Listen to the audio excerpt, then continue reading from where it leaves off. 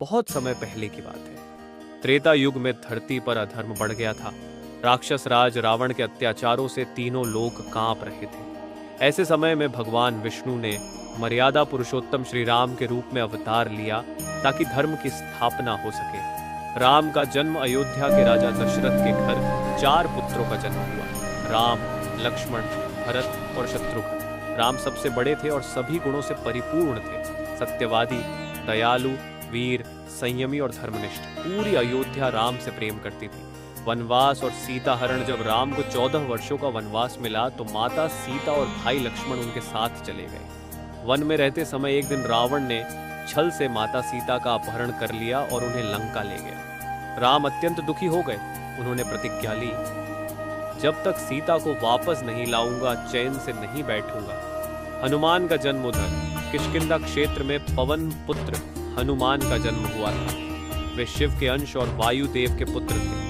बचपन से ही वे अत्यंत बलशाली, बुद्धिमान और चंचल थे। एक बार उन्होंने सूर्य को फल समझकर निगल लिया था। देवताओं के वरदान से वे अमर, अजेय और अद्भुत शक्तियों से भरपूर बने, लेकिन उन्हें अपनी शक्तियों का ज्ञान नहीं था। राम और हनुमान का मिलन जब राम और लक्ष्मण सीता की खोज में किष्किंधा पहुंचे तब उनकी मुलाकात सुग्रीव से हुई। सुग्रीव के मंत्री थे हनुमान ब्राह्मण का वेश बनाकर राम के पास पहुंचे। जैसे ही उन्होंने राम को देखा उनका हृदय आनंद से भर गया। उन्होंने मन ही मन कहा, यही तो मेरे प्रभु हैं। राम ने मुस्कुराकर कहा, तुम कौन हो?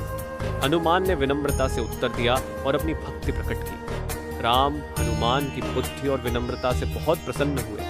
यहीं से शुरू हुई राम और हनुमान की अमर मित्रता और भक्ति। सुग्रीव की सहायता राम ने सुग्रीव को उसका राज्य वापस दिलाया। वाली का वध हुआ और सुग्रीव राजा बने। इसके बदले में सुग्रीव ने सीता की खोज में वानर सेना भेजी। चारों दिशाओं में खोज शुरू हुई। दक्षिण दिशा में गए हनुमान, अंगद, जामवंत और अन्य वानर। समुद्र पार करने की चुनौती, दक्षिण में समुद्र आया। सब चिंतित हो गए, इतना बड़ा समुद्र कैसे पार करें? तभी जामवंत ने हनुमान को याद दिलाया, तुम वायुपुत्र हो तो उड़ सकते हो। हनुमान को अपनी शक्ति आई। उन्होंने राम का स्मरण किया और विशाल रूप धारण किया। जय श्री राम कहते हुए वो समुद्र पार कर गए। लंका में प्रवेश, हनुमान लंका पहुंचे। वहां उन्होंने अशोक वाटिका में माता सीता को दुखी अवस्था में देखा। उन्होंने राम की अंगूठी दी। सीता भावुक हो गई। हनुमान ने कहा, माँ, प्रभु राम शीघ्र आएंगे।